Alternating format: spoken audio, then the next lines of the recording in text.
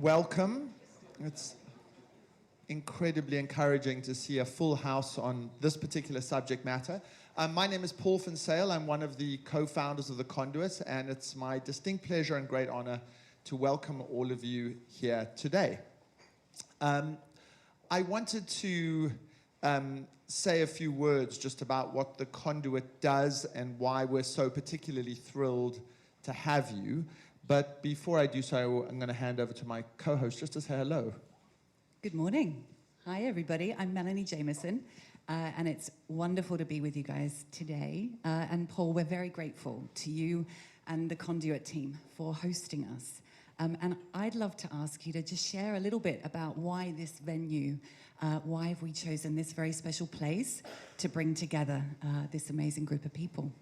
So a couple of years ago, in a prior life, I did human rights work, and I traveled around the world and met often governments and heads of state dealing with reconciliation and justice issues. And I learned a really neat trick in Ghana that I think we can maybe apply to the climate community. Very formal, president on the panel, cabinets in the room, and a person got up and said APO and then gave his speech. What the heck is APO? What's that's a cool acronym. It turns out APO is All Protocol Observed. And what All Protocol Observed does is allow you not to say, ladies and gentlemen, your excellencies, the wonderful ambassador from so-and-so and the best person from that person. And if you've ever been in those things where there have been high-level things, there's like 27 different people who get listed, and it wastes about 5 minutes just going through all the protocol stuff. And I think when it comes to climate, we should develop an APO, which is you don't need to start every one of your climate talks saying that we're about to go to hell in a handbasket and giving all the depressing statistics about climate, because I'm telling you, everybody in this room knows it backwards. So I think you should just go, here we are, we're talking about the climate crisis, APO, and then you just give your speech. And actually spend all the time speaking about solutions, not speaking about how difficult the problem is, with one exception. You can be descriptive of the problem to the extent that it informs the solution. But if not, let's just do APO. So I'm going to say a few words about the Conduit. I'm going to say 4 things we've done in the last couple of months, which I think are deeply relevant to this particular community. The first, about 2 months ago, a significant financial institution came here to launch what will become a $500 million fund to take plastics out of our supply chain. And why I think that that's interesting and important is not just that plastics have lost their social license to operate, not just that they're a fossil fuel, not just that they're a pollutant in a form of litter, and not just that they're forever chemicals that land up in our bodies and in our planet forever. They're also kind of indispensable to modern life. And so what we're having to do is remove something that's essential, and we're going to have to do that by a mixture of finance, entrepreneurship, regulation, activism, and litigation. And we're going to have to coordinate all of that in a careful way so that we avoid the unintended consequences of doing things too fast. But we have to go as fast as we humanly can in order to meet our planetary boundaries. Secondly, the National Trust came about 10 weeks ago to announce a program. The National Trust is the largest landowner in the United Kingdom, 250,000 hectares of land, 5.7 million members. But the National Trust can also be a climate change organization, and it has the ambition to reforest its properties and to help, as part of an initiative, to restore the United Kingdom to be a temperate rainforest nation that it once was. And if it succeeds in doing that, it will accelerate our path to net zero. About 6 months ago, we hosted a conference here together with Systemic and the New York Times, focusing on climate solutions. 10 million subscribers tuned in to look at the solutions presented on 6 stages and a range of informative conversations which were about how we identify the solutions that will accelerate us towards net zero. And finally, about a month ago, Client Earth held its conference here, dealing with all the, detailing all the different legal and litigation strategies they're using to both hold people accountable who are damaging the planet, but also to accelerate the movement towards net zero in instances where either lawmakers or governments have been too slow. And I think what's important about that is the Conduit is a venue established by on the principle of Ubuntu. I had the great privilege of working with Nelson Mandela and Desmond Tutu in a prior life. And Ubuntu, for those of you who don't know, means I am because we are. And it really stresses that we are stronger, better, more compassionate, more effective, more entrepreneurial, and happier when we are connected to each other and when we accentuate the bonds between each other. And that's really why we established the Conduit and why I'm totally thrilled that you guys are all in this room today, because the climate crisis requires collaboration and it requires connection. So I'm going to urge you to the extent that you aren't already part of the climate mafia and you don't all already know each other, I would suggest that you spend today in breaks not speaking to people you know. Meet new people, forge new connections, find new ways to collaborate, because this is our great civilizational challenge. And if we do the following things, if we finance it, if we support entrepreneurs, if we promote innovation, if we encourage sensible regulation, if we support activists and lawyers, and if we make sure that what we do is covered in the media, then we have a fighting chance of succeeding. And that's why we're here today. And with that, I'm going to hand over to Mel. Thank you, Paul. So in the spirit of ideas and solutions, we're going to jump in this morning and focus on the Race to Zero. So this month marks the 3rd birthday of the campaign. And people in this room and far beyond have worked to build momentum with more than 11,000 non-state actor members in over 130 countries that are all driving towards net zero convergence. And to start with, we want to show all of the partners up here on the screen. Move out of the way for you. Put your hand up if your organization is represented here, just so we can get a little bit of a sense of who's in the room. We've got a few of the Race to Zero partners here.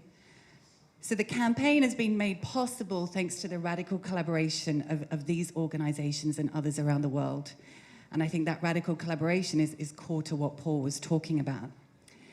And so today we have some exciting and provocative conversations to explore how far have we come in the race, to be honest about what more needs to be done, and to look ahead and to really understand the vision of the campaign. We've had the UN climate change high-level champions for COP27 and COP28 bring together this very special group of speakers to have some conversations here on the stage. We're also going to have some conversations with people next to you so that we can spark some of those productive collisions and ideas. And whether you're in London or you're dialing around the world, we invite this to be a moment of reflection, to pause on your own journey in climate action, whether that's through the Race to Zero or others, and to then really think about what's next and what you want to focus on moving forward. And to kick us off, before we look forward, we're just going to look back with this short video, bringing to life the Race to Zero.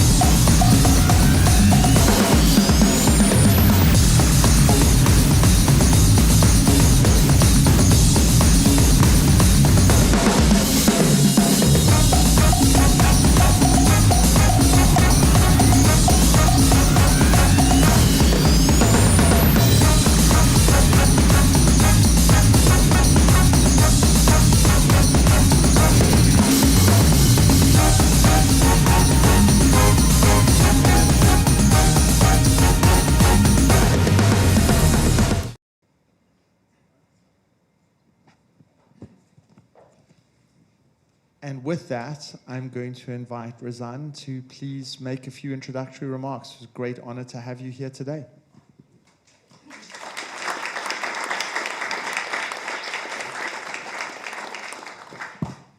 Thank you very much, Paul. Thank you so much, Melanie. And thank you all for joining us here today. As you've all heard, this is indeed the 3rd year anniversary for the global campaign Race to Zero.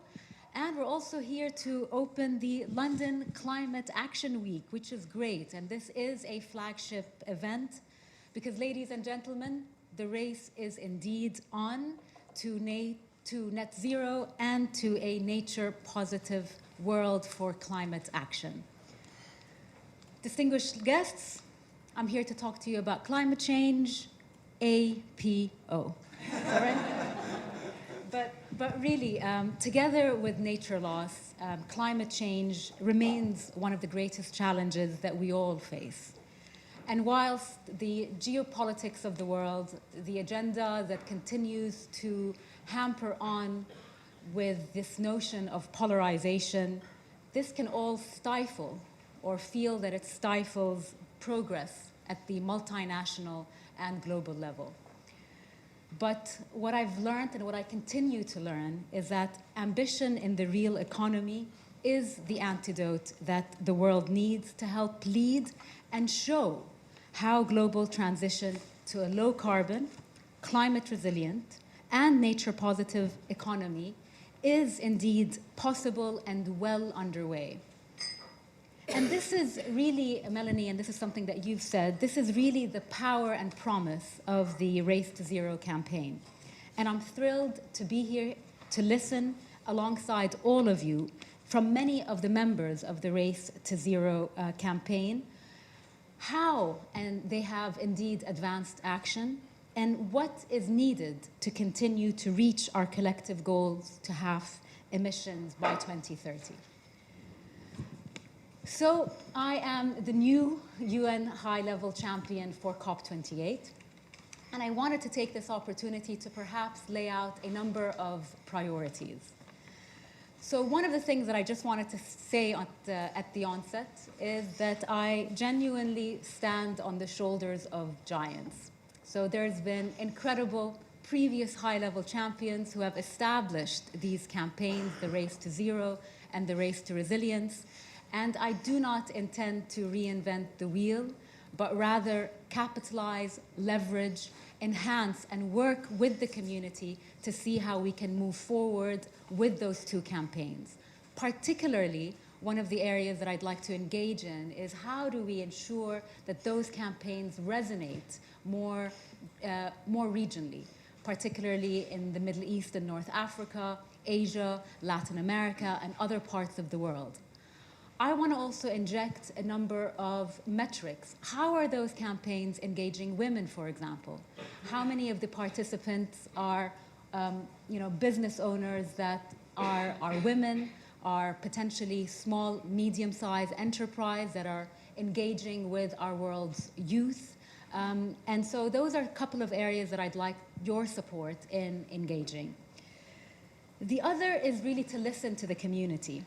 You know, how can we continue to enhance and work and make those campaigns even more impactful? And this is where I'm also proud to launch the new guideline for businesses, which is really this notion of advocacy. So how can we work with the regulatory markets to ensure that we level the playing field? Finally, my background is in nature conservation. So for me, it is to inject nature in those campaigns. So it's not about a new campaign, it's not a race to nature, but it's how the Race to Zero and Race to Resilience can inject nature in the way we conduct our businesses and the way we transition to the economy that we all seek. It is my true belief that we will not be able to achieve the goals of Paris without leveraging nature.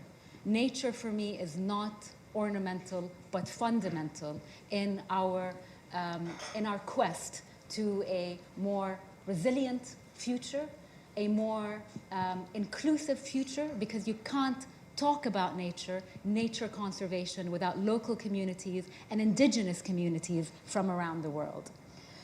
I'd like to conclude by saying, indeed, Ubuntu, I am because you are. As high-level champion, my mandate is to work with non-party stakeholders, and I'm keen to continue to engage with you on those initiatives and more on our road to COP28, and look forward to welcoming you all in the United Arab Emirates soon. Yeah, apparently 150 days. So thank you very much for your attention. Thank you.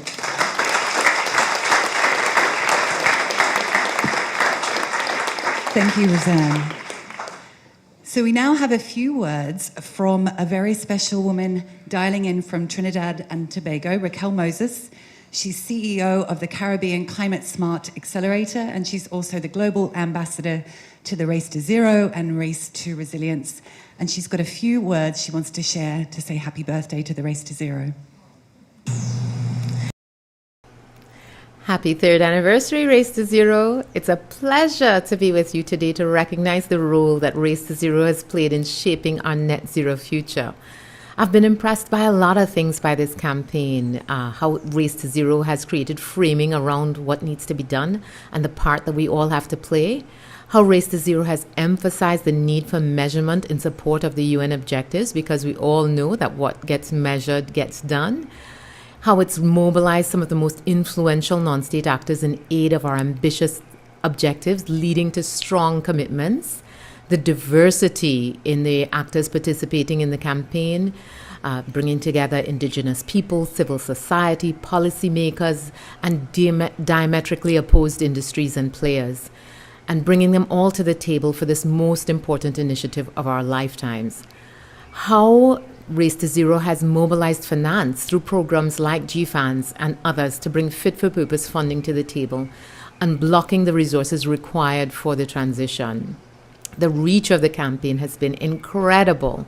I think the thing that has impressed me most about Race to Zero, though, is the incredible Race to Zero team of volunteers, some of the most talented individuals from well-respected institutions. I think the rigor with which they've approached this campaign has changed the face of climate change, and certainly it's been an inspiration. I know today is about recognizing progress, but it's also about looking to the future. And as a global ambassador for Race to Zero, what I think the future is about the 5 Ps. And it needs to be implemented in a way that creates a just transition to net zero. So looking at the pledges, for example, making sure that those are adopted and carried through into creating plans with non-state actors, and then proceeding to take action and publishing their progress. And perhaps most importantly, this just future involves a supportive policy and regulatory environment.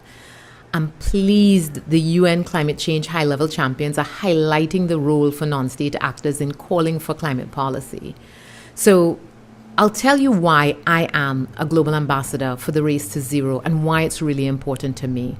It's critical to ensure that the most vulnerable small island developing states, including the Caribbean where I am from and where my heart belongs, has a leading voice in the landscape of how we approach the Race to Zero. Our collective future depends upon it. What I think most people don't recognize is that it isn't what we are running from, but what we are running towards and what we're headed to. And there's a beautiful potential future ahead of all of us, but it requires that we all play our part. And this I see as my part in supporting this future that I envision. And today I'm asking all of you to continue being ambassadors for the Race to Zero as well. It's the hard work of people like you in the room that we should recognize, and it's the leaders of this race that will take us into this beautiful promise of tomorrow. Thank you, and I look forward to seeing you soon.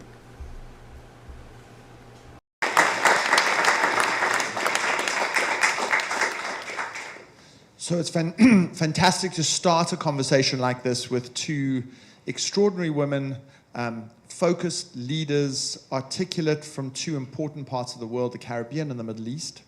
And now I'm going to transition to introduce Andrew Steer, CEO of the Bezos Earth Fund, who will give us a few remarks about their important work and contribution. Andrew.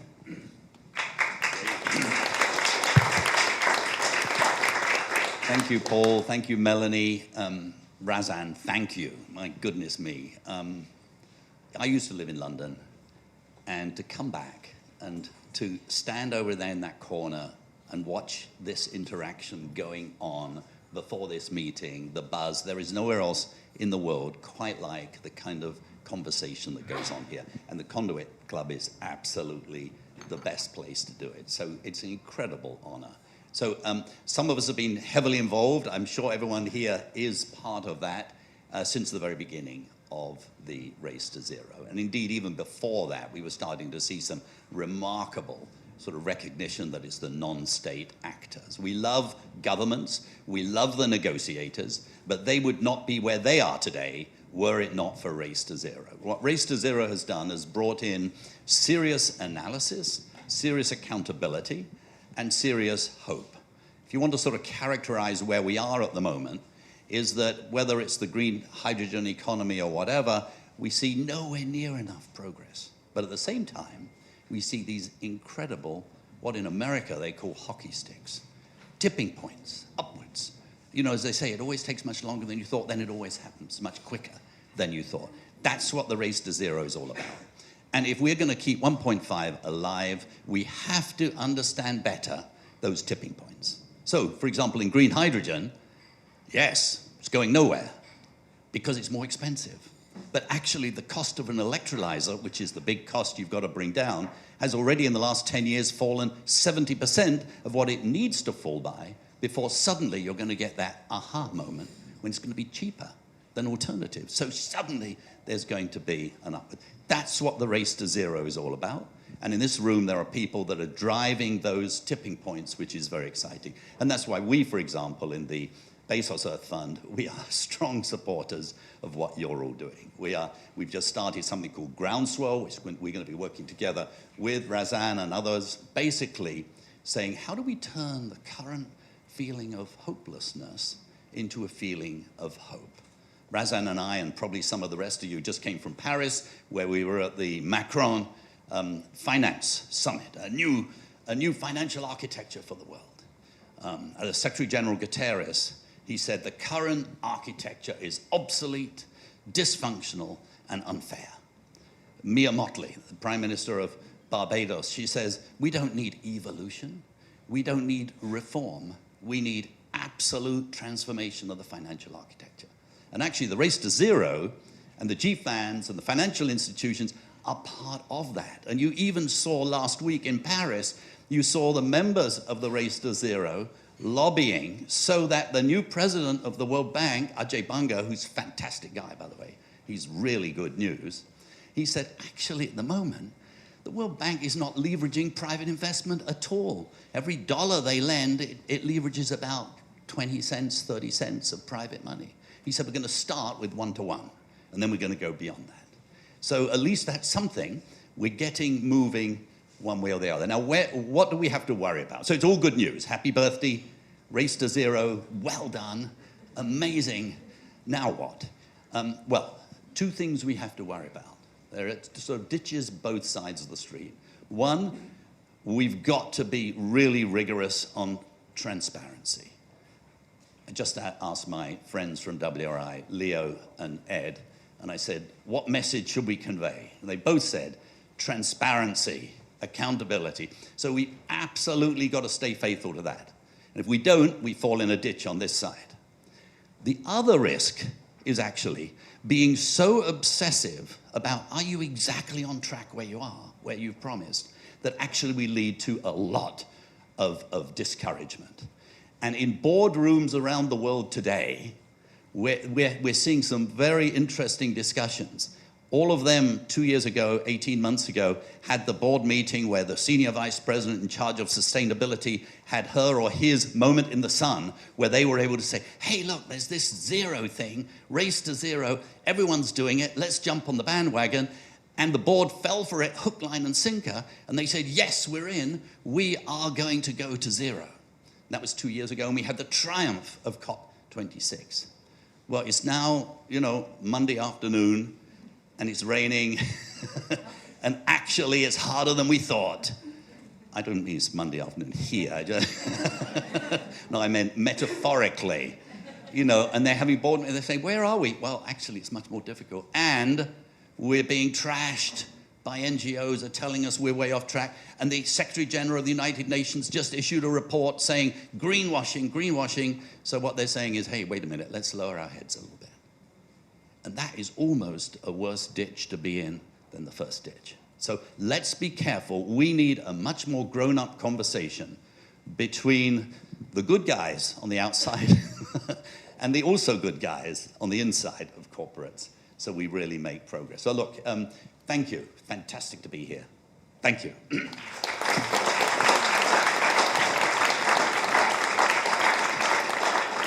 Thank you, Andrew. So we're now going to have, I think, one of those grown-up conversations that really gives us a chance to take stock and to reflect on how we accelerate forward and make progress.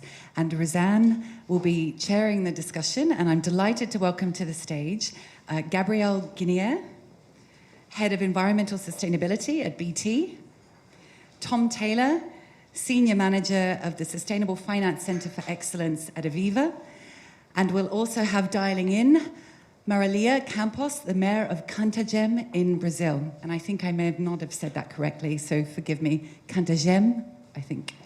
Razan, we'd love to welcome you to the stage. Thank you.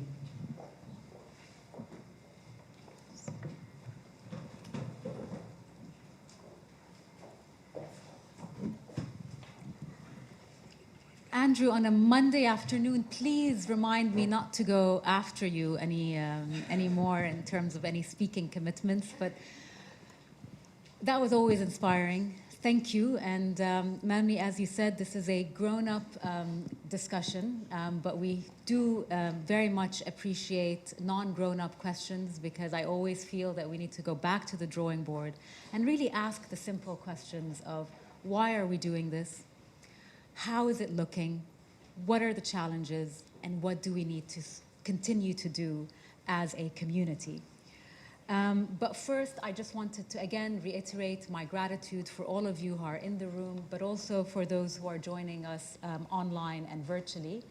And also reiterate that really after 3 years of a successful global campaign, the Race to Zero has indeed mobilized action across industries, across sectors, across geographies, cities, universities, hospitals around the world. And this is really a moment to really also celebrate those successes, despite of some of the chatter on what accountability is. And that is an interesting discussion that we need to talk about, but not in a way that stifles participation and growth. There was also and has been a lot of convergence across sectors. So we no longer talk about just what the energy sector is doing, but how do we connect producers and suppliers?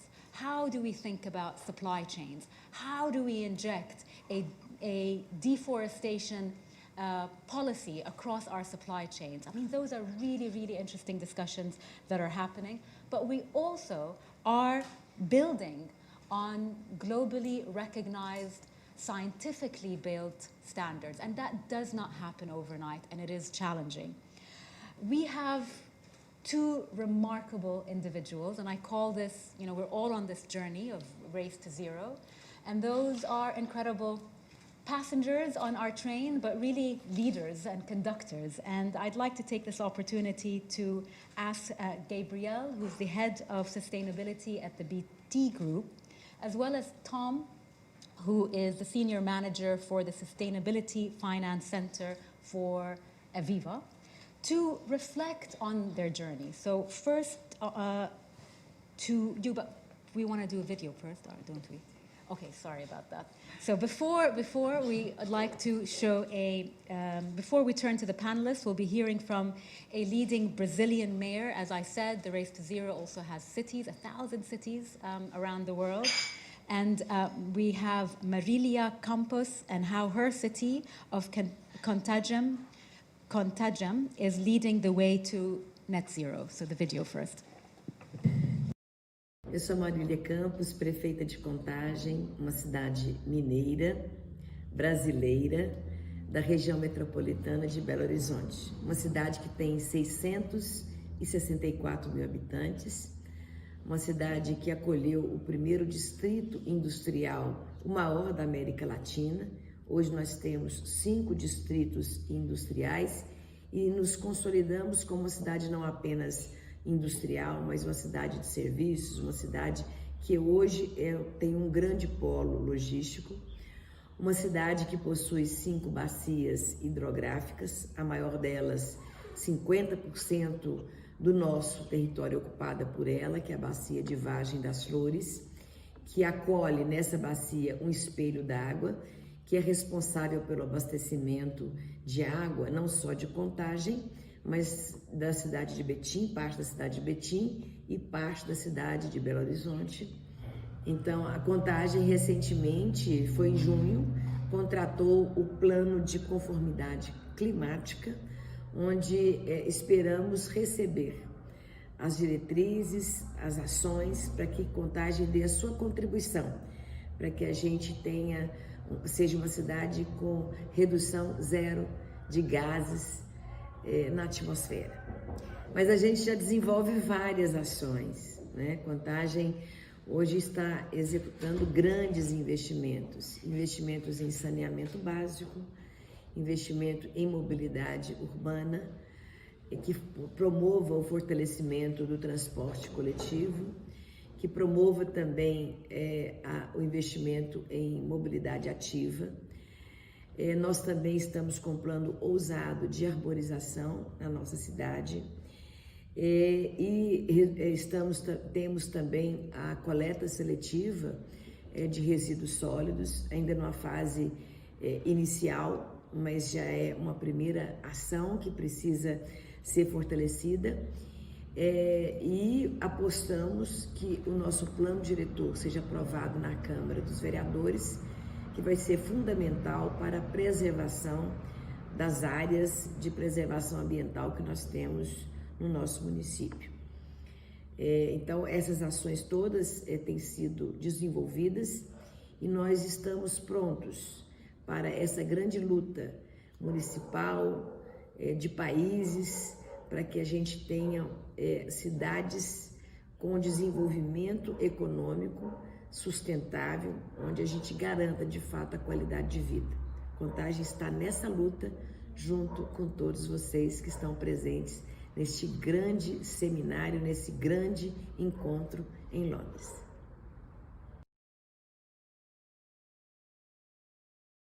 And now I'd like to turn to our panelists. So, Gabrielle, by 2030, we need to collectively reduce our emissions by half. What is your vision or BT's vision for this future? And being from BT, I thought it was probably appropriate to talk about digital technologies. At BT, we have a purpose, which is to connect for good. So we are using our products, our services, and our networks to help businesses, to help other sectors in society, and to help citizens cut their carbon emission. We actually even have a target on that, which is to help our customers avoid 60 million tons of carbon by 2030. So how are we doing that? We are doing that, for example, by building out super fast broadband across the UK. That enables people to, of course, work from home. People who might never had broadband connectivity, they can set up a multinational business from their kitchen table. They can get their doctor's appointment over video, and of course, they can do what we are doing today. We're sitting here talking to people around the world, which is just amazing. But we're also helping other industry sectors. So, for example, we're rolling out fleet applications that will make transport more efficient, or working with the manufacturing industry to put in monitoring so that energy consumption can be optimized. So those are some of the things that we are doing. But of course, digital technologies can also be hugely influential when we look at our climate emergency, when we look at climate mitigation and adaptation. So the remote sensing that we can do, and the automatic monitoring, and the provision of early warning systems. So, for example, we are working with the water companies to try and understand better through remote monitoring water quality and to improve that most efficiently. I think without digital technologies, we are not going to see the transition to a low-carbon economy. But looking at your question about the future, when I think about the future and I think about digital technologies, I see a future where we have the Internet of Energy. We're using technologies to distribute energy, not only in the system itself, but also to make usage more efficient. I see a future where ICT is helping to improve agricultural crops. It's helping to save water. It's helping to monitor deforestation and changes to our climate. I think a future where increasingly we're using RFID tags to try and protect our mangroves and our rainforests. So I'm really excited about the future. Those are just some of the examples. I think what's really exciting is all the things that we don't know. All the things that we know that innovation and technology will unleash in the future. Thank you so much, Gabrielle. I'll turn to you, Tom, building on what you've just heard in terms, and what I love also, Gabrielle, about what you've said is, ultimately you've centered the climate change crisis, ultimately a crisis that we need to think about human capital. Who are we serving? We do have the 1.5 degree target and pathway, but ultimately it's people. And so how do we think about it from a people-centric also perspective? Tom, tell us your experience about how you thought about the vision of reaching these emission targets by 2030 and then 2050 from an Aviva standpoint. Thank you very much. I'm just delighted to be here for the Race to Zero celebration. And picking up on that, as a financial institution, we only exist because our customers entrust their money to us. It's not our money, it's theirs.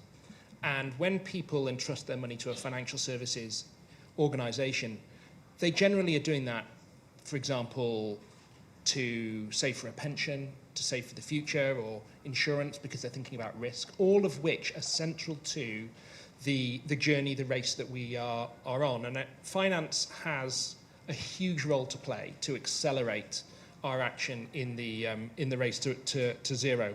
And we know that at the moment, the financial markets are fundamentally off track with where we need to get to. And so we desperately need this pivot, this acceleration of ambition. And part of that is realizing that what we're heading towards is this better future. I love the fact that in that opening video, the Race to Zero video, it talked about a healthier future with cleaner air. We're talking about heating that's more efficient, transport that's more efficient, enjoying, restoring, preserving nature, which is so important to all of us as individuals. And in terms of sort of the question about what the vision is for how we get there, the Marrakesh Partnership that obviously you as one of the climate champions lead have a climate action pathway for finance that includes a vision statement. And the vision statement is very much rooted in this idea of what is the future we want to work towards. And if you haven't read it, I really recommend that you do. The opening of the vision statement talks about what a 2050 future might look like. And it says this. It says, it's 2050. Financial markets and the real economy have aligned with a sustainable and resilient net zero future, ensuring that the global temperature rise is limited to 1.5 degrees. Banks, asset managers, asset owners and insurers have adjusted their business models, set and achieved their targets in support of the goals of the Paris Agreement. Flows of capital have been redirected to sustainable and climate resilient development. Every financial decision takes climate change into account, and financial flows are consistent with low greenhouse gas emissions and climate resilient development. Price signals have been corrected so that the true cost of negative externalities are reflected in balance sheets. Markets have been harnessed to deliver a smooth and just transition to a net zero greenhouse gas emissions future, enabling resilient practice, respecting planetary boundaries, and the true value of human and natural capital. We have transitioned finance so it could finance the transition. And it's that vision and our role in it that I think is so important. And one of the things is this role of us as a big financial institution, on behalf of millions of customers, going and advocating to governments and saying, we need your help. You have the primary levers. We'll follow. We can provide the money if you set the enabling environment for us. Thank you, Tom. And I think you've raised something that is also, I think, important for all of, all the actors that are genuinely engaged on the climate action issue. Is sometimes you feel like that you're starting from scratch, but in fact, there's quite a lot that is out there. And really encouraged to seek out other sectors, perhaps other participants in the race to zero, and really engage and see how you can build off from where they are, as opposed to starting from the very beginning. And Gabriel, I go back to you in terms of, we understood the vision and how technology can enable a transition to a greener economy. Can you talk to us about some examples of that at BT, or how were you able to implement this vision? Yeah, and just to talk a bit about our plans and our pledges and what we're trying to do. So we have a target to be net zero for our own operations by end of March 2031, and for our supply chain and customer emissions by end of March 2041. When we look at our own operations, we're focusing on three main areas. Firstly is the switch to using 100% renewable electricity worldwide. We've been doing that since 2020. Secondly, looking at how we can decarbonize our buildings, and we're looking at alternatives to heat them, and we're also looking at how can we have fewer buildings. But thirdly, and by far the biggest challenge for us, is decarbonizing our fleet. We have a fleet of 34,000 vehicles. Those vehicles are now responsible for 80% of our remaining operational emissions. So, thinking, well, how on earth are we going to do this? Looking at what has worked in the past, in my experience, what has worked is when companies and other actors come together with a joint vision.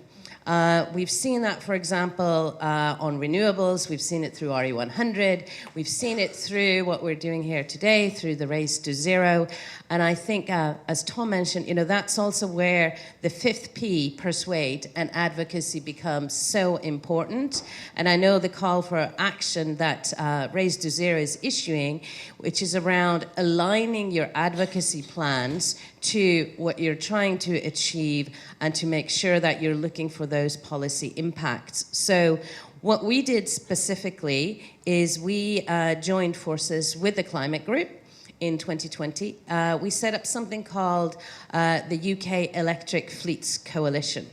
That coalition now has 25 member companies, amongst them the largest fleet operators in the UK.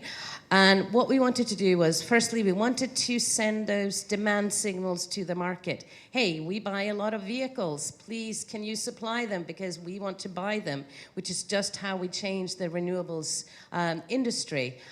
Secondly, we need that enabling environment. We need that charging infrastructure. We need that cost parity. So that's why we've set up this advocacy group to talk to policymakers and to show and to be the voice of business, but also working with civil society.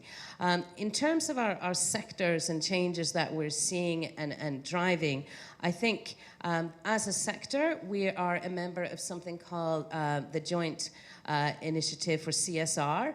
We are 26 telcos, and we're basically putting pressure on each other to, I think, be better.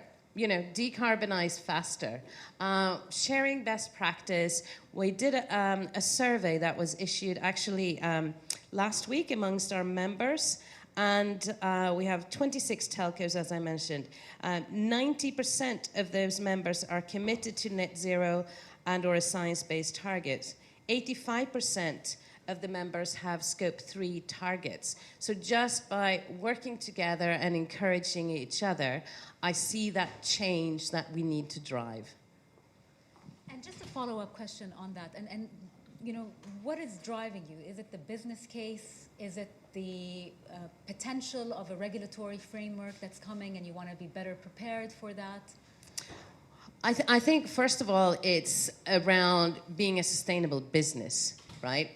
We obviously want to survive as a business. This is where the world is going. I think it's about doing the right thing, but also for us, yes, as I mentioned initially, you know, this for us is a business opportunity, right? We are looking to sell our products and services on the back of this. But I think increasingly, you know, having been in this role for a while, we are seeing investors asking, we're seeing customers, if we're looking at the tenders that we have to respond to, up to 30% of some of the multinational customers that we have, about 30% of the education is around what are our sustainability criteria. Thank you. Tom, I turn to you. What are some of the, you know, implementation programs that you have set out at Aviva for a net zero world? Thank you. I think a lot of it, as you said, and then we've just heard from Gabrielle, is about recognizing that there are lots of other people trying to do the same thing, and the power of the coalitions that are emerging. So Aviva were an early joiner of the Net Zero Acetona Alliance, and the work that alliance has done with target setting protocols and implementation has been really important. But because we have different aspects to our business, we're also members of the asset managers and insurers alliances and have a science-based target. And I think, crucially, to the target that we have, which is to be net zero by 2040, is that built not from nothing. It built from a history of commitment to sustainability, and particularly it built on the lessons we'd learned as we embraced the TCFD, so the Task Force for Climate-Related Financial Disclosure, because that meant that our board was used to seeing these risks, was used to seeing this information. And once you see that information, you have to do something with it. You can't close that Pandora's box once you know that there are these long-term risks, particularly as an insurance company that looks at long-term risk, understanding that really actually our business model is threatened if we don't do something. So playing our part in that change. And I think crucial to the implementation of that, and recognizing that, as Andrew was saying, it's hard work on the kind of Monday afternoon, is having that target. Because rather than caring about sustainability in a general way, having a target, we will be a net zero company by 2040, or we will do everything we can to get there, means that now people working on this stuff within the business know that it's not just something that's in a sustainability report somewhere, it's central to the business strategy. So that's really, really important. And then I think the last crucial thing that Aviva is trying to play its part in is the move from just setting targets to transition plans. You know, planning is one, of course, of the 5 Ps. And Aviva has published a transition plan, and will publish an update to its transition plan this year. We have co-led the work within GFANZ on frameworks for financial institutions, and co-chairs of the Transition Plan Task Force in the UK. And I think transition plans are almost more important than the long-term target, because it brings the target into the boardroom. Yeah. So Amanda Blanc is a brilliant CEO at Aviva, but she is very, very unlikely to be in place in 2040, right? So what is she going to be doing this year, next year, by 2025, by 2030? What's the business going to do? We report on it and we say, these are the things that have gone well, these are the things that have been hard, and this is how we're still trying to move forward. So transition plans are crucial, but I think we need them across the whole of the economy, including from governments, including from our regulators. And I think this momentum around transition planning is one of the really exciting parts of the acceleration of the race. Thank you. Not quite sure. Do we have time for a final question? So part of, you know, the gathering here is to look back, to look forward. And so we know that there's a lot of momentum behind the campaigns. We know that many institutions globally have signed up. We know it's hard work. What are perhaps some of the barriers that we as a community can work together to try to unlock? And what can you advise those that have just started on this journey to do? Gabrielle, the floor is yours. Okay, so when we look at BT's end-to-end carbon emissions, actually only 6% of those are now from our own operations. 73% come from our upstream supply chain, and 20% from customers using our products and services. So if we're going to get to net zero, we need to get our suppliers on board. Again, thinking about, well, how do we do this? We got together with the Exponential Roadmap Initiative, one of the official partners, of course, of Race to Zero, and IKEA, Unilever, Ericsson, and Telia Company to set up something called 1.5 supply chain leaders. What we wanted to do was to share best practice, communicate across global supply chain. That initiative now has a number of new members. We also work together to produce something called the 1.5 Business Playbook that talks about how do you set your target, how do you engage with your value chain, how do you engage with wider society. But also we thought about, well, what about SMEs? How are we going to reach all of those SMEs? So together and with others, we worked to set up the SME Climate Hub.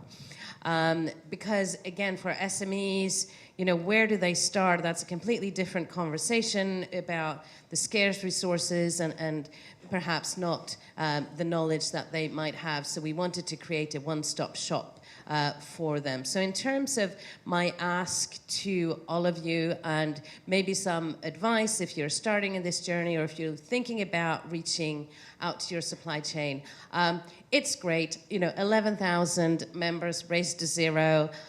We've got 4,000 or so UK SMEs sign up to the SME Climate Hub, but really that's not even close to enough, right? So we need to build that scale.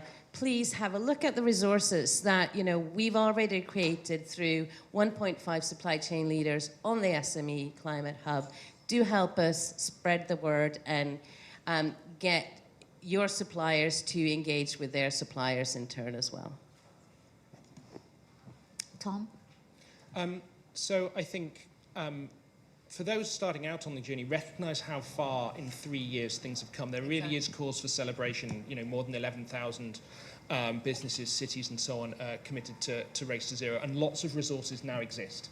And I think particularly, for those, as you say, sort of SMEs and those starting out, they do need some help, and that exists. So that's one thing. I think another which Andrew touched on, and you were talking about exponential roadmap, is there is cause for hope. Right? This isn't going to be a linear transition, it's going to be exponential.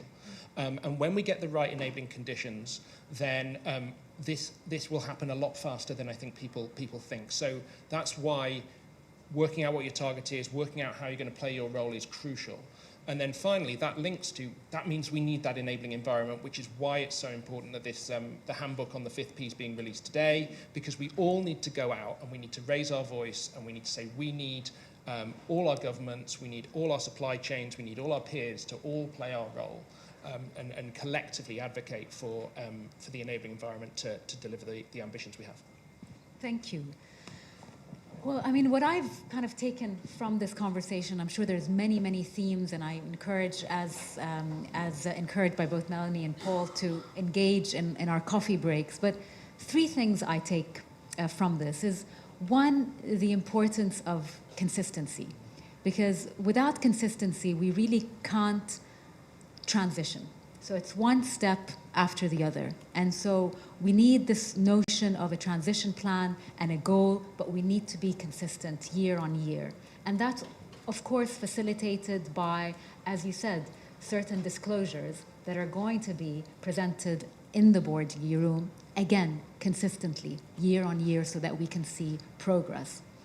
The other theme that I take is really collaboration. So collaboration across sectors, across the supply chains, and amongst those participants. So collaboration is key. And then thirdly is communications. So as we've heard, it's really easy to drown in the doom and gloom, but we need to, as a community, communicate good case studies. They're not going to be perfect, but they're going to be good. So also, let good not be the enemy of perfect. Let us communicate and work together to encourage participation and really movement. There is no transition in history that has ever happened just depending on technology. Technology is there and will be the tool, but you will not have a green transition without a socio-cultural transition underpinning it. And with communication, with collaboration, with consistency across sectors, I am confident that we will get there. Thank you all for your attention, and please join me in thanking our incredible panelists, Gabrielle and Jan. Thank you.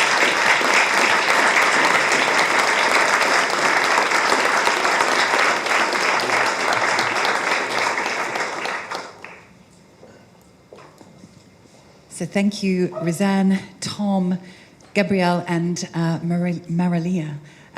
This is a moment that we're just going to bring in some of the voices from the room, and we're going to give you a couple of questions, and it's a chance to hopefully turn around and speak to somebody you don't know.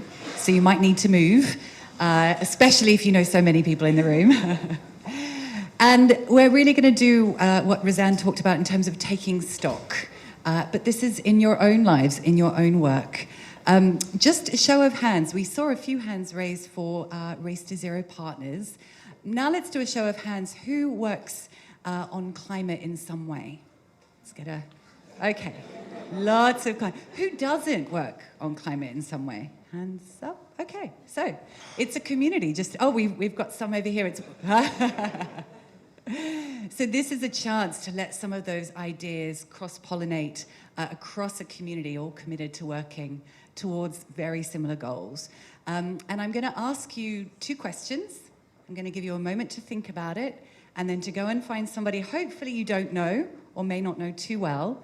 And I'm going to give you about 5 minutes. So it gives a chance for each person to share a couple of minutes each what they're reflecting on. And the first question is, what are you proud of in your own journey? And you can interpret that however you like. It might be in the work on climate, it might be something else. But just take a moment to look back, take stock, and reflect on what you're proud of in your own journey. And then the second question is, as you look ahead, what do you want to focus on? As you look ahead, what do you want to focus on? So take a moment to reflect, note something down if you want to. Go and grab somebody. We've got time to move around, 5 or 6 minutes, and then we'll come back and for our next conversation. Sound clear? Cool.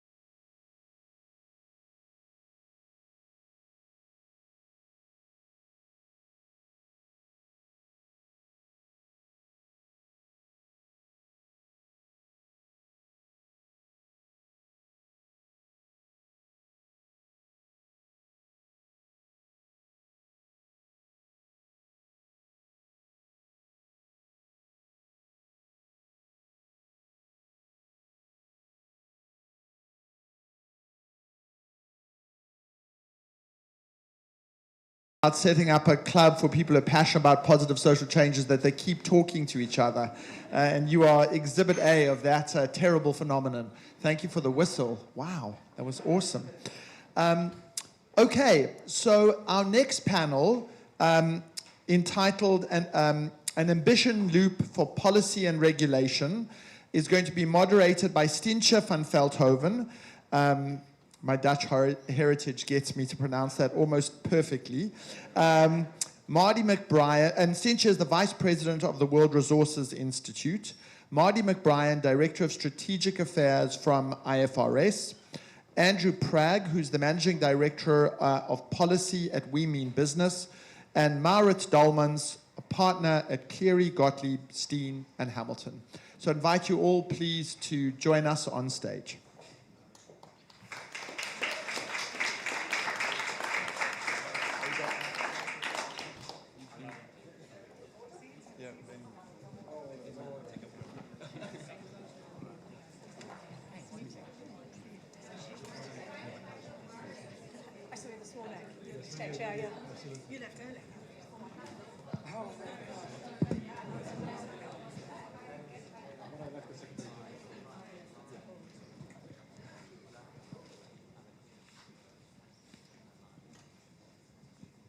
So, a warm welcome. I was happy to be here in time. I just came off the Eurostar. That had a little delay, but managed to be here in time anyway. So, very, very good to see you all at this incredibly crucial event. Thank you for joining the second panel of the day. You've already had a wonderful first panel. I was just able to catch the last of that and the discussion. And we're going to talk about an ambition loop for net zero, policy and regulation. Last week, the climate champions released their call to action for non-state actors to align their activities, advocacy and engagement with a just net zero goal.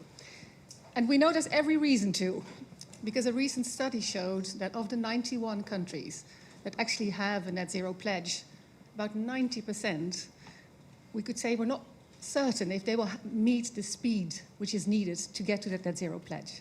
So we need to make sure that those who don't have a pledge get one, and that those that have one implement it at the speed and scale which is needed.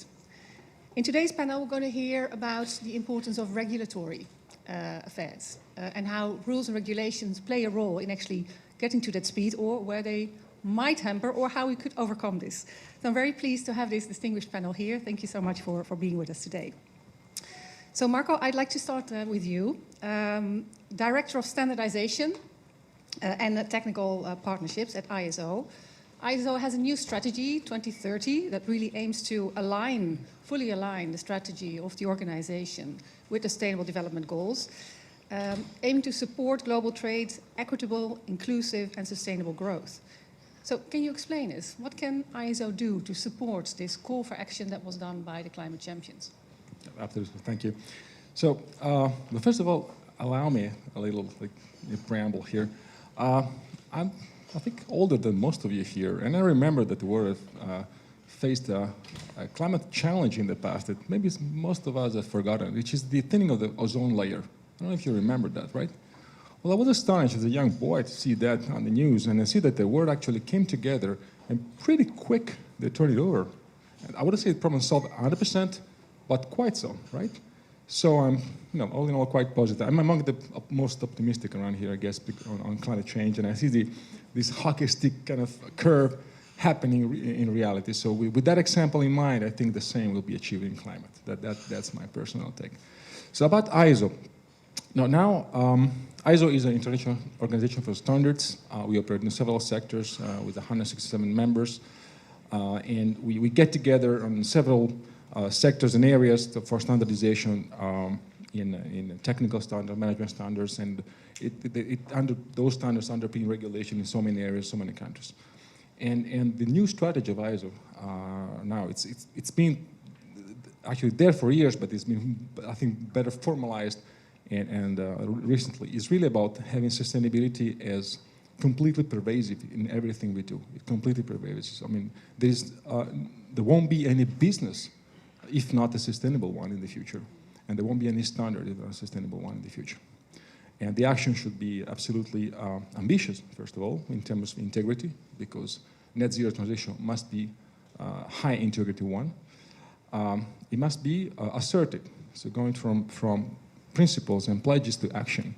And action is really when the rubber hits the road, is when you apply a technology, apply a standard, and that is why we are, let's say, upgrading the whole portfolio in terms of sustainability, and especially with climate action. And, of course, aligned, because everybody knows the alphabet soup and I would say maybe the porridge, who said this morning, of standards, but there is, which is good, which it means there is a global movement towards sustainability globally, toward climate action. But any kind of innovation, it starts in a fragmented manner and then eventually needs to converge. So we need to enable this convergence through partnership, from competition to collaboration and from fragmentation to unity and convergence. So we are working precisely in that direction. Thank you so much. And can I ask you, when you, by the way, I'm a hard person to beat in terms of being the most optimist in the room, as my colleagues may attest, but let's give it a try. And at the same time, of course, we need to make sure that we look at those things which don't go well so that we give them that extra push. And talking about those extra pushes and you saying we now have this really pervasive in our entire strategy, could you give us an example of one point or one of those elements where you say, this is where I really see that it was kind of there before, but now it's really front and center. Now we've really aligned it. Absolutely. Well, one of the key milestone will be last year, the net zero guidelines, which are actually the overarching structure and guidelines that will guide every further work in the implementation of management system standards. We have a long past of sustainability standards, and back in the days of the CSR report, as we used to call them, but now we have upgraded that to something more systemic, more pervasive with the net zero guidelines that, of course, are aligned with the UN integrity report. And that's really the foundational work to which every other standard is aligning to in all the fields. And with a massive deployment, and again, thousands of standards are being, these days, as we speak, being upgraded in that direction. Thank you so much. Marty, Ryan, I'm turning to you. You're Director of Strategic Affairs at IFRS, but you're also very actively involved in the setting up of the International Sustainability Standards Board.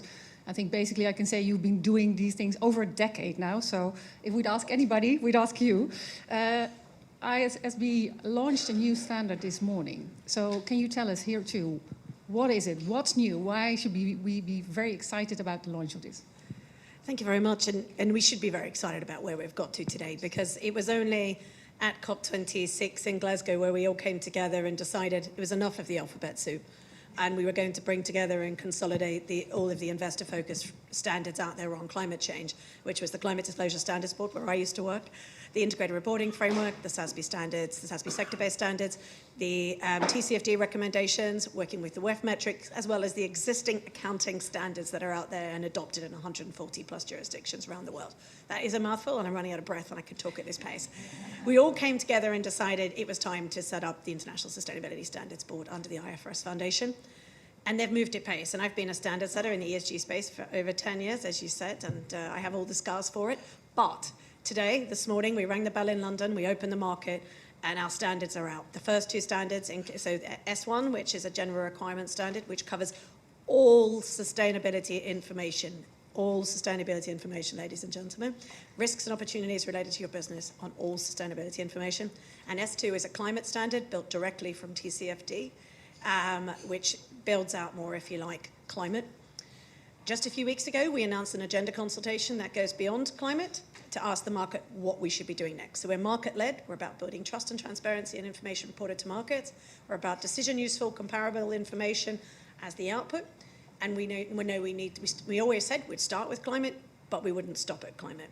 So there is an agenda consultation out at the moment asking what we should be doing next. The themes that the board are asking for questions on are human rights and human capital, biodiversity, ecosystem services and ecosystems. BEES is that nice acronym. Good job, comms team. I like that a lot. And the integration in reporting. And that's really important because that's the connectivity between the front and back half of the reports. It's making sure that when people say that they're committing to net zero in the front, we're actually going to see some numbers in the back too. And so that's really, really important. It doesn't come for free. And I'm not an accountant, but I do know that. Also part of the work and the launch today is making sure that what we put out today was interoperable. And that means with jurisdictions, requirements around the world, as well as with other sustainability reporting initiatives such as the Transition Pathway Task Force here in the UK, but also the Global Reporting Initiative and wider sustainability reporting. Because what we need overall is a consistent, comparable, comprehensive reporting system that works together, that saves on the duplication, is cost effective for companies, but decision useful for investors and markets at the other end. So we've been working very hard on that, and also working with regulators around the world to start the momentum, the movement towards making this mandatory, hopefully in more than the 140 jurisdictions that our sister has for accounting standards. You know, you might be able to get the US across the line, or something like that. I'm optimistic too, right? I'll stop there. Thank you so much, and that is indeed everything to be excited about. So, including that last comment you made, the last comment you made. I was joking. You can only hope. You can only hope. Right? Oh, we're optimists here in this panel, right? We already established that. So why not going that extra leg?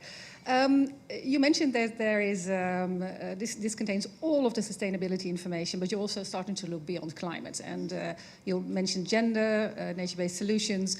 Can you say also to what extent is resource use already part of the climate sustainability information, or would that be something which you would also consider reflecting on? Now, for example, in the context of the renewable energy transition, the critical materials, of course, the critical minerals is something which is very much at the forefront. And there's such a link with, of course, the enabling or disabling of the climate transition. Could you comment? Sure. So in terms of what we're working on at the moment, so we have S1, that would fall under there. And if it was seen as a risk or an opportunity that was financially material to your business, whether that be through your supply chain, you would report it using our standards. Now, we do know the standards, we do know there's more work that needs to be done. So at the moment, the board are also working on what we're calling, what Emmanuel in his lovely French accent, the chairman, calls pixels. But they're really incremental enhancements to the standard, particularly around biodiversity, land degradation, just transition, just so that there's extra guidance there for preparers in disclosing that information where it makes most sense for the transition. Thank you so much. Going over to Andrew, Managing Director Policy at the We Mean Business Coalition. You also worked with the International Energy Agency on their environment and climate change work. And you recently launched the Responsible Policy Engagement Framework. Can you tell us about this collaboration and the role of business in moving the advocacy forward? Sure, thank you very much, and thank you for the invitation to be here. Very happy to talk about this new framework for responsible policy engagement that we just launched. Before that, just a very quick introduction to what is the We Mean Business Coalition for those not aware, because I'm very new to it myself, in fact. It's only been a month since I joined. So we're a global non-profit coalition working with the world's most influential businesses to take better action on climate change. So we work through our founding partner organizations and more directly with businesses to really catalyze better action across business and government to get the kind of course correction that we all know that we need. And I'm getting very much into APO territory here, given the number of people in the room who work in climate change. But a key part of that is, of course, this interface between business and policy, which is what my role and that of my team is.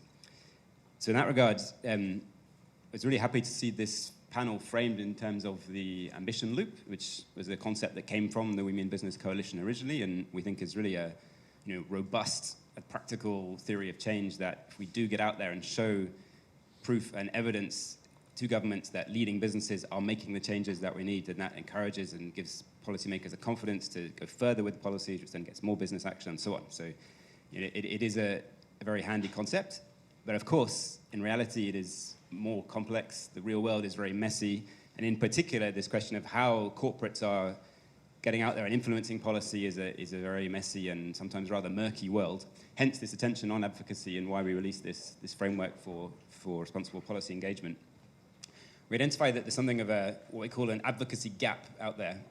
We're all used to gaps in climate change. There's the emissions gap, there's the ambition gap, the production gap. We think there's an advocacy gap, and that, very interestingly, our US partners in Ceres released last year an analysis where they found that of the Standard & Poor's 100 companies, 50% of them have signed up to a science-based target, but only 19% of those same companies were actually actively out there supporting the Inflation Reduction Act when it was being prepared last year. So, why is that? These are companies that should be pushing to find ways to achieve their very ambitious targets, and yet they're not putting their voice out there.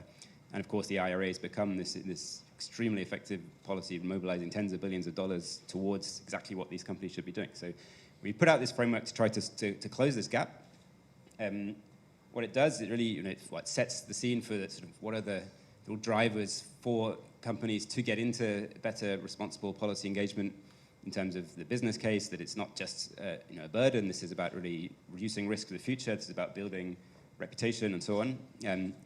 And then we get very quickly to make it very practical in terms of a number of what we call index cards, which lay out for businesses very practically what are the resources out there covering all the bases that you need to do to really make progress on improving and aligning your advocacy. So this goes from sort of firstly committing to speak up, to then making the voice heard, to really aligning that advocacy, to making sure the money is allocated to advocacy that is aligned in the right direction, and then disclosing what's going on with that advocacy. Just to conclude on that, maybe just to say that this was a very collaborative effort. So it was led on our side by my colleague Dominic Gogol, who's in the room somewhere, I think. Where's Dominic? Or maybe he left. I was going to say all the difficult questions should be passed to him, but I'm on my own. And I mean, he's lurking at the back there. Okay, but jointly led with our colleagues in the US, Anne Kelly of Ceres. But it was really a very wide collaborative initiative involving Influence Map, the SBTI, the Race to Zero team here, of course, and engaging 60 companies to put together this tool. So, in conclusion, advocacy absolutely essential to getting this ambition loop working. This is a very timely tool and links perfectly with the fifth P that the Race to Zero put out. So we're very happy to put it out there. Thank you so much. And perhaps a little disclosure, before I started with the World Resources Institute 2 years ago, nearly 2 years ago now, I was Minister for the Environment in the Dutch government, and talking about an advocacy gap. Do you have the impression that business is actually aware enough of how regulation can also create that enabling environment for them that will actually improve the possibilities of getting to that positive business case? And do they see enough how pushing for the right support through government, this could actually help them to create the environment in which fulfilling your SBTI is actually much easier? Are you aware enough? And how can this playbook, how can it help? Yeah, very good question. I mean, the answer is, of course, it depends on the sector and the company and the country involved, but I think it is really changing. And part of that is just economics. The proposition of investing in technologies, business models, changes which are aligned with net zero is now, a clear business opportunity, whereas before it might have been seen, regulation on climate is just a burden, it's increasing costs, whereas that economic landscape has changed. So then that makes people think, okay, well, if this is now an opportunity rather than a cost, then how do we improve that for ourselves? Well, it's not about getting out of the regulation or weakening it, it's about making it better designed so that it really does provide an incentive for us to mobilize more capital and put the capital where it's needed. So I think that is changing, but there's a big awareness raising kind of capacity building element, which is why an important part of this toolkit is this sort of, it's not just about going out there and getting your trade associations lined up. It's about starting within the company, changing that culture, putting in the governance, the structures to make sure that all of the corporate functions, the legal functions, the marketing really are aware of where the business is heading because of its science-based target and what the CEO and the board are saying, and really putting the power of those corporate functions to that end. So there's a big awareness raising still to be done, I think. Yes, and absolutely. And that starts from the top, but it needs to be really infused throughout the entire organization if you want to get everybody to play their part within the organization, just like we need everybody to play their part in society as a whole. So thank you so much for sharing this with us. We're going to Maurits now. Maurits Dolmans is partner at Clearly Godfields, and I'd like to talk to you about ESG and net zero commitments. They are sometimes under attack, and I can tell you that even having worked in Brussels for a long time, being sometimes asked also by my colleagues, like something like CBAM, right? Isn't it also a risk? Isn't it something that will actually bar producing countries from getting access to the European market? Isn't it unfair trade? So these kind of net zero instruments that, on the other hand, are said to be meant to enable countries and companies to go to that net zero commitment may, on the other hand, be perceived as illegal. What would be your comments towards that? And Marty, I'd also love to hear your comments about this afterwards. Maurits, over to you first. Well, I think the call for non-state actors to align is very timely. Cooperation is really very important. And Tom Taylor, he didn't use a quote he used to me a few days earlier, which came from his CEO. He said, at 2 degrees, the insurance business is very difficult. At 4 degrees, there is no insurance business. So business needs to get their act together, or else there will be no business. Now, that's the longer-term view. In the short-term view, businesses have every incentive to think, why should I clean up my act if Stientje doesn't? Stientje says the same. She is not cleaning up her act because it increases her cost, and I run away with her market share. So we both may want to do the right thing, but neither are going to do it because we don't know for sure whether the other is doing it. So that's a collective action problem, and you solve that through cooperation.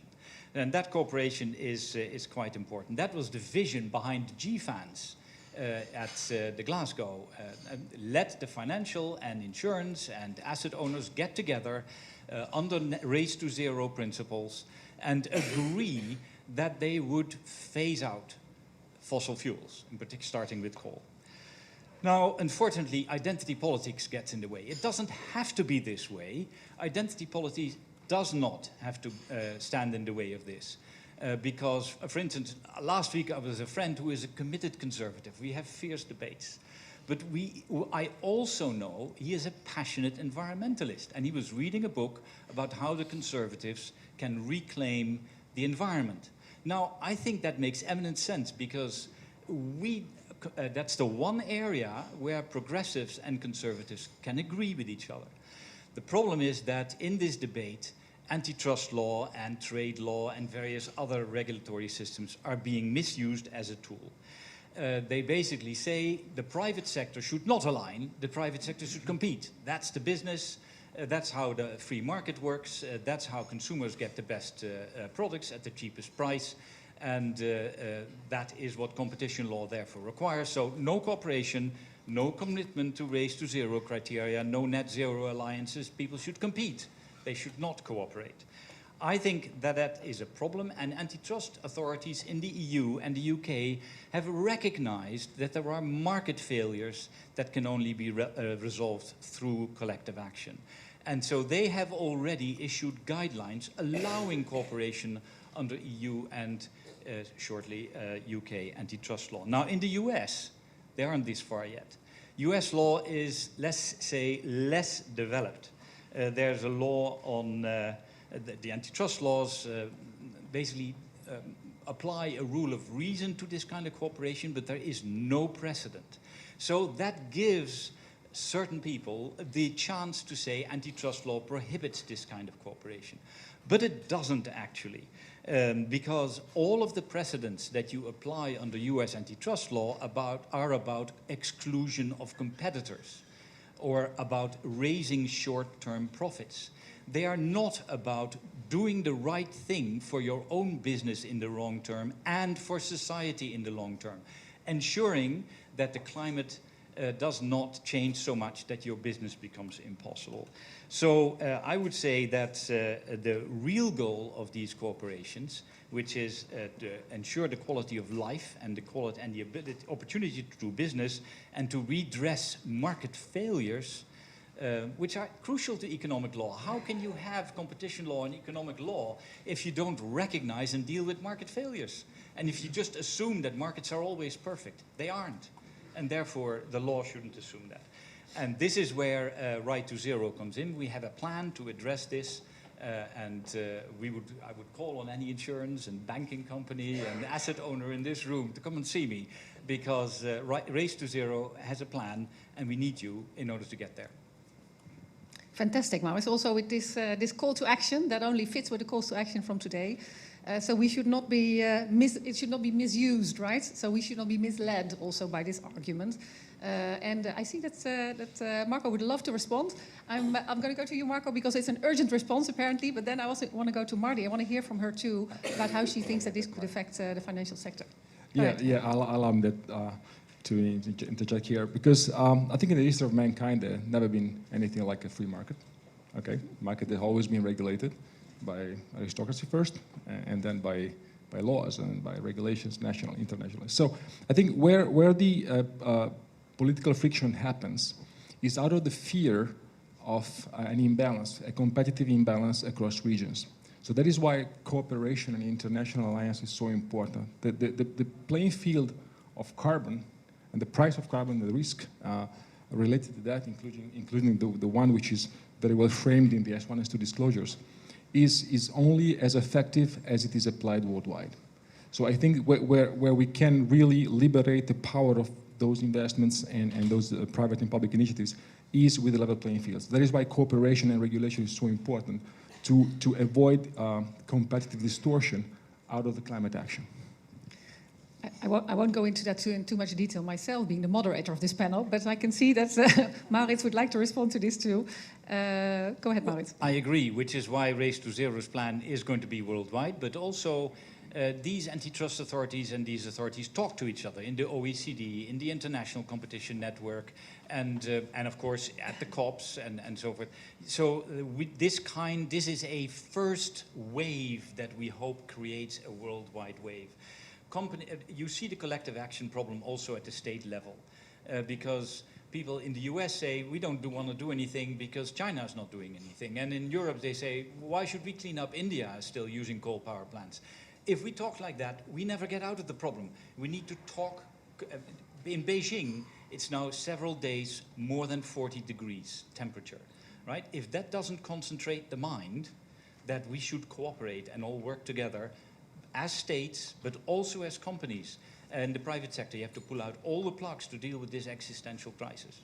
Absolutely. Marty? I think everyone's just already made the case for the global baseline of the ISSB standards, haven't they? And that trust and transparency that it can bring if we do get that global baseline of information. And I am delighted. Last week we opened our office in China, supported by the Ministry of Finance, as a key signal to bringing in this global baseline in that jurisdiction.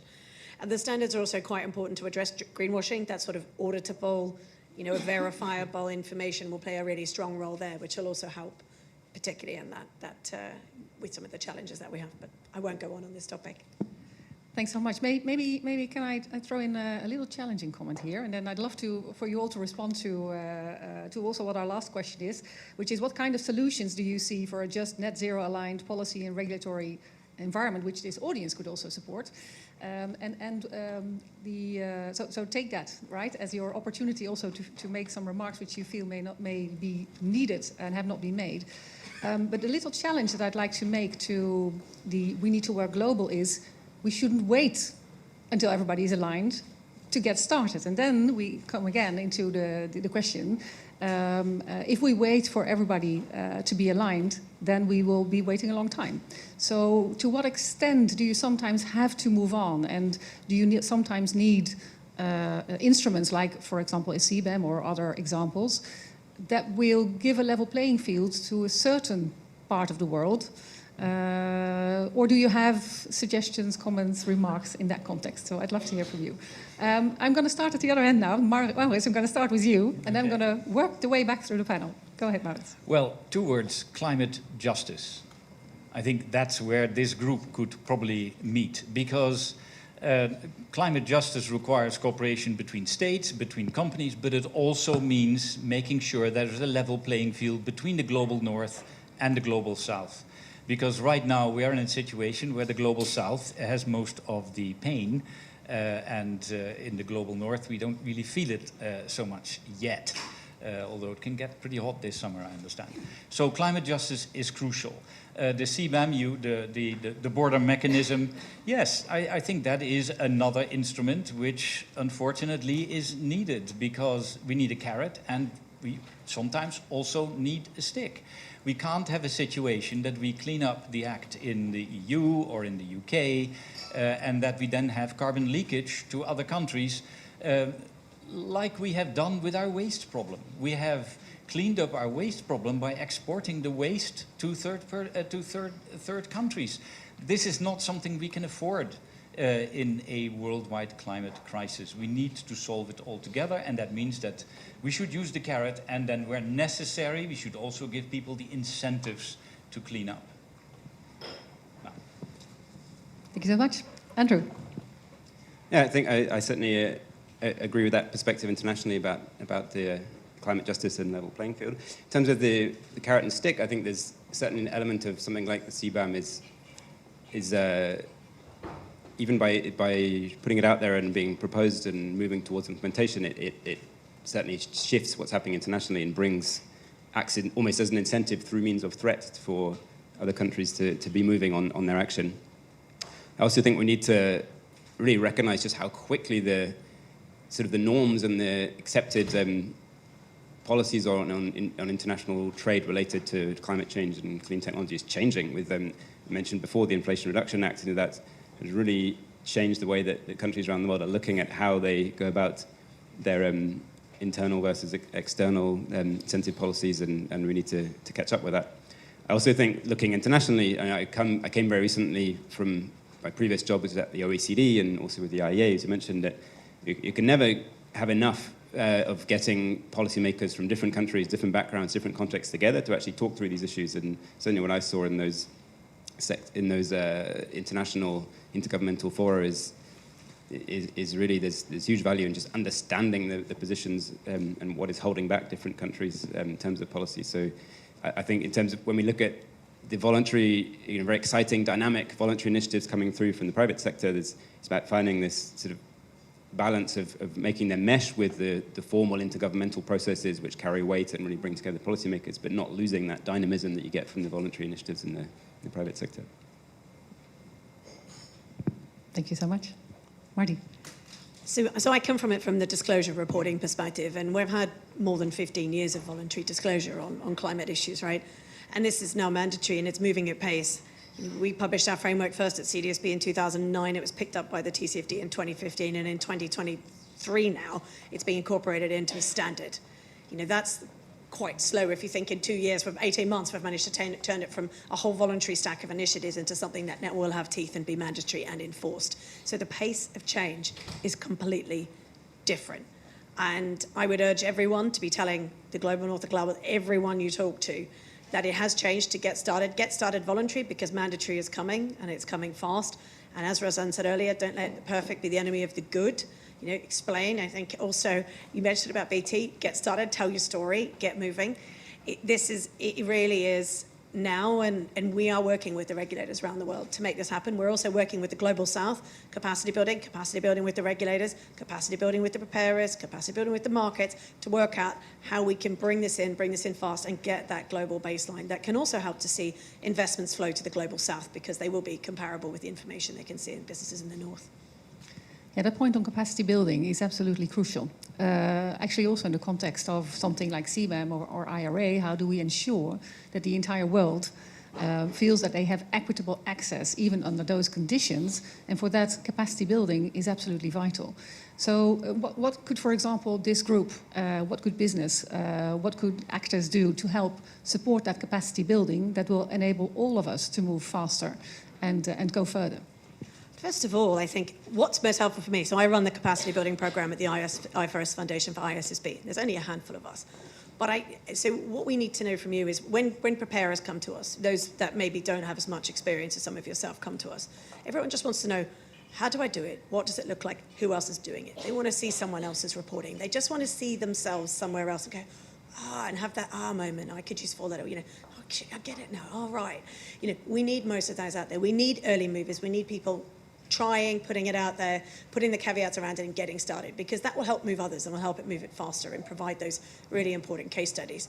We also need you to be signposting people into this work, helping them get started, raising the questions up to us. We have an implementation group, global implementation group, that's there to support, that's there to help. Bring these questions into us, because once we have those questions, we can then work out what the resources are that will fill that gap. Or, like we are in partnership with We Mean Business, we can actually get a We Mean Business if we're not the right person as a standard setter and say, hey, guys, there's this real need here. You're much better placed than us to fill it. Could you help us out? So it's about working with others to fill the right gaps where we don't have the expertise, but ourselves working to fill them and leveraging the power of the community in this room, but globally to meet that challenge.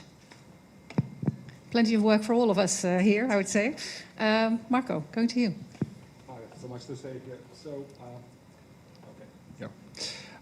first of all, the ISO system is built on 3 pillars: standard making, conformity assessment, and capacity building.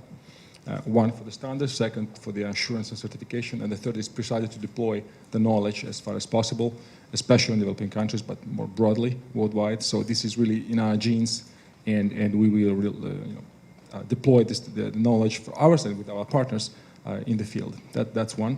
And secondly, I've been working with the IFRS quite a bit, with Irki, with Manuel, with Lee White as well, to align our standard cross-mapping and to show the interoperability between these S1 S2 frameworks and ISO standards.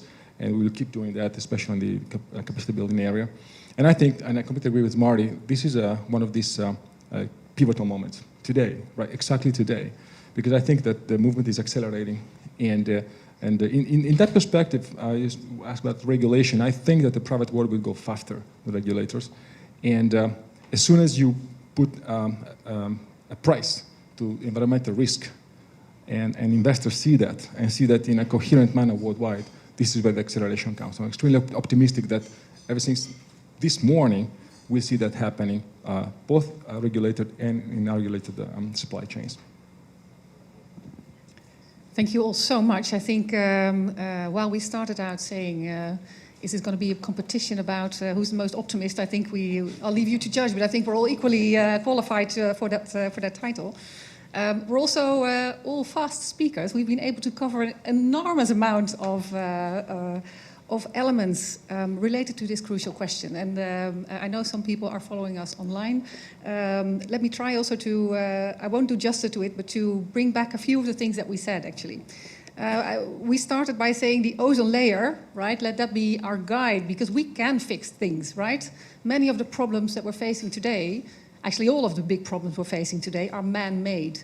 We can also man-unmake them. And the ozone layer is an example that we can, if we come together, if we overcome that collective action problem. There's now an end to the letter porridge. The standard is there, and the pace of change is picking up, and mandatory is coming, so you'd better be prepared. I think there was also a clear warning. There's also clear guidance on how to create that ambition loop, and how is just internally in organizations, but also towards the regulatory environment. Getting to that how, enabling that how, is absolutely vital. At a 4-degree world, there is no business. Let's all of us let that sink in. And I hope that we can also, in our advocacy, make sure that it sinks in outside of this room. We should not be misled about what trade and competition law says. Much more is possible, but it does need to be coupled with capacity building. We also mentioned the IRA, and actually we said, you can never have enough policymakers coming together to discuss how to overcome this collective action gap. Advocacy is needed to support this. Capacity is building is crucial to make sure that everybody can benefit from that just transition. Thank you very much. Thanks to the panel.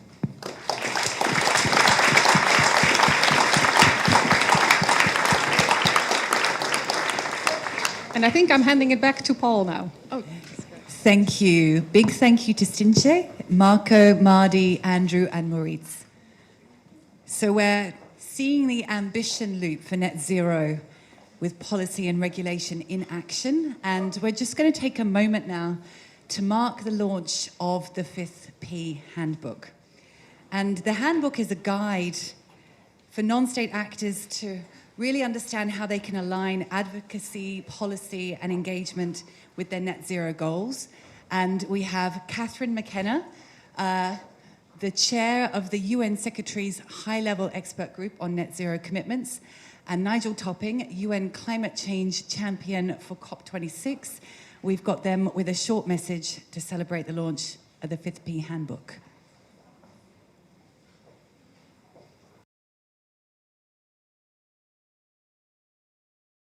Happy 3rd birthday, Race to Zero. You've done some really awesome work, and I really wish I could be with you in London this week. I know you're talking about 2 of my favorite topics.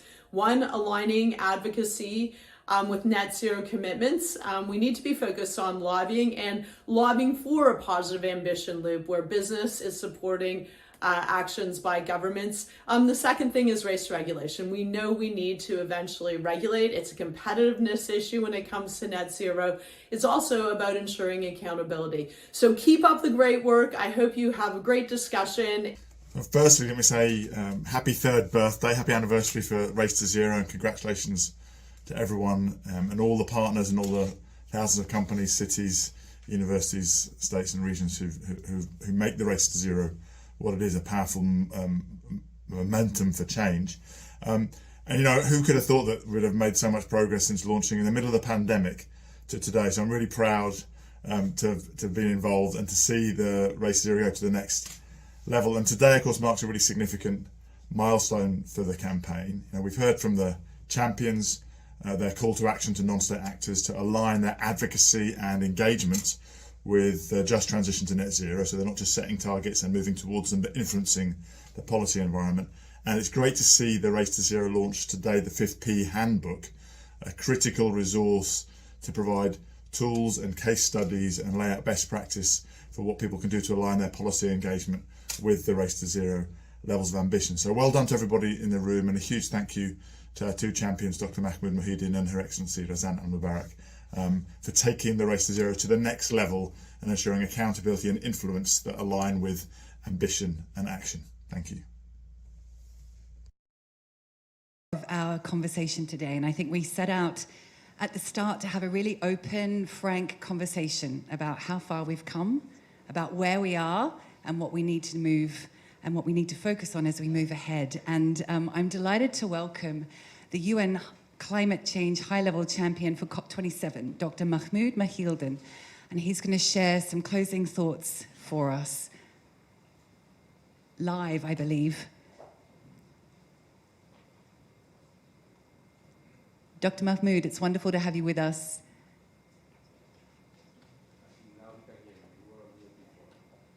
Dr. Mahmoud, we're delighted to welcome you, beaming into London Climate Action Week. Thank you for joining us. We'd love to hear your thoughts as we take stock on where we are with the Race to Zero and as we look ahead with your vision coming up to COP28. You have the floor. Right, thank you so much. Good afternoon to you in London. I'm speaking to you from Washington, where I just landed a few hours ago from the summit in Paris. And the discussions about the role of the private sector in dealing with the challenges of sustainable development at large and climate action have been very much the focus, either as complement to what the governments could really be doing in the field, or in partnership with the multilateral development banks, or in many cases, dealing with issues of concern when the comparative advantages of governments are lacking in the field. But for that to happen, the private sector needs really to be enabled more to do its function properly and to work in a more stable regulatory environment for climate action. I think when we started this campaign on the Race to Zero 3 years ago, and congratulations to all of you who have been very much supportive, involved, designing the next steps for the future. I think the world was very much different then. There was no war. There was more optimism about what could really be done in some countries, especially that were still away from some of the important stops in the Road to 2030 agenda. Now, I think there is a sense of urgency, and as it is challenging to see many of what we agreed upon in Paris is not being fulfilled based on the IPCC recent report. We see as well similar challenges in sustainability at large, including the links between climate action, the Race to Zero, availing adequate access to energy, especially in developing economies and emerging markets. And we rely very much on your leadership to continue this campaign, especially with the good progress that we have been seeing for those who have been involved in it. Numbers speak high for the campaign and its achievements, not just about the membership, more than 11,000, covering more than 130 countries. On another hat I'm using as the chair for GFANZ Africa, I'm happy to see more countries coming from the global south. There had been some good convergence around the common goals on pledging, planning, proceeding further, publishing, and persuading, and there is a handbook that is being shared as well as part of our commitment to that 5th P of persuasion. The Race to Zero managed to cement integrity, influence net zero trends, got more financial institutions involved in the work, like Aviva, for instance. There are cities which are involved, regions like the Amazonia in Brazil, and businesses who are engaged strongly with governments to achieve transformation. The Data Explorer shared as well some facts on companies in the Race to Zero, publishing plans for the net zero emissions by 2050. Over 70% of them have an absolute interim target by 2030. So this kind of progress is very much encouraging. But as I'm trying to say, we're in a different world now, and we are approaching critical timelines for delivery. And we need definitely greater transparency, better accountability, and more reliable and dependable data to show the progress or lack of progress, to be honest, with regard to net zero plans and actions going forward.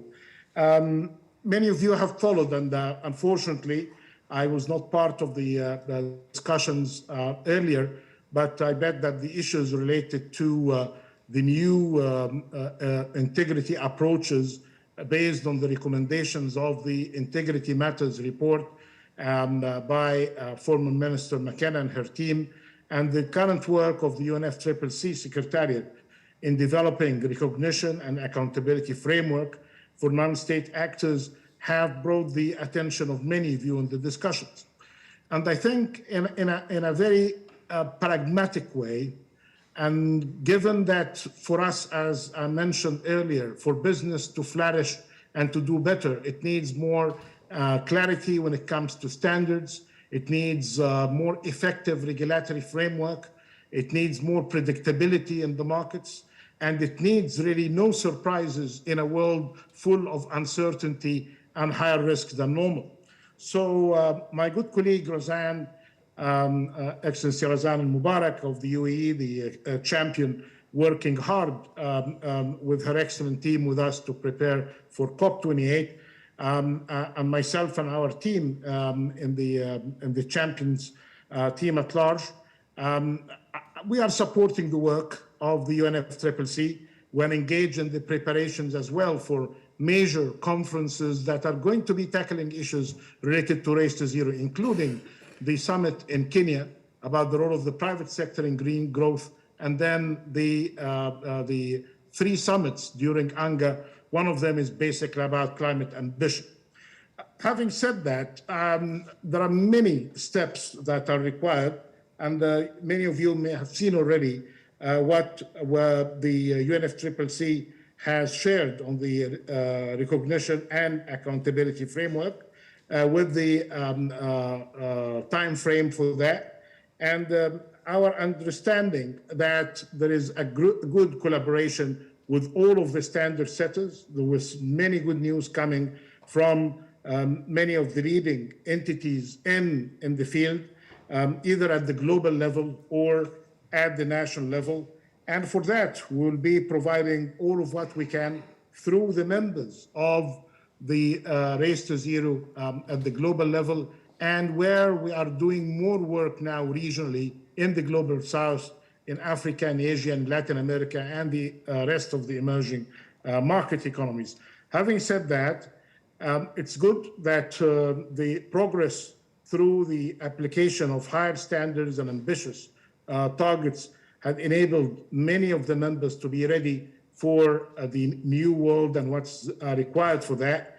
It's important as well to be very watchful to the developments coming, especially from the regulators in the future, and will be working hard in order to make sure that the work in the field is reflecting the ambitions, not just of those who are negotiating new targets, but those who are impacted and influenced by the progress or lack of progress when it comes to the Paris Agreement and the climate action at large.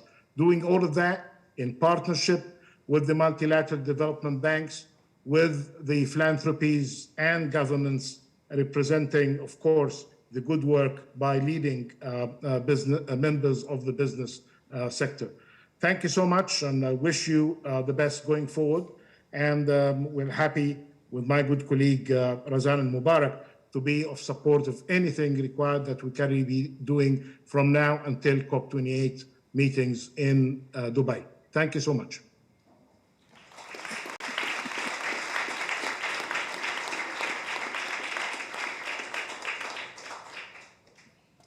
Thank you very, very much for those remarks. I think it now brings, my role is to sort of bring the proceedings to a close for this morning. A few quick closing remarks. One was, in listening to the conversations today, I was struck by an article I read over the weekend about the grid in the UK and how much money people estimate it will take to upgrade the grid. Hundreds of billions of pounds will be required to upgrade the UK's grid in order to be able to take on the renewables and the renewable energy that is coming on stream. And that will only occur with the support of people like you in this room. You need a group of people who are investors, you need a group of people who are regulators, you need a group of entrepreneurs to be able to lay down the infrastructure that prepares us for net zero. And it won't happen by shouting or smashing each other on the head. It will happen by careful, quiet, thoughtful collaboration, but with also a sense of moral urgency that we have to get there and we have to race there. So I view days like these as laying down both the neural pathways and the infrastructure to radical collaboration. And that radical collaboration is what is required to do what we need to do. So speaking of which, we have a terrace on our roof. And for those of you who are not coming back in, for those who are coming back in the afternoon, go to the terrace. For those of you who are not coming back, go to the terrace. You can have a nibble or a coffee or a drink, continue the conversations. And we're so delighted that you're here and look forward to seeing you a little later. So thanks so much for coming.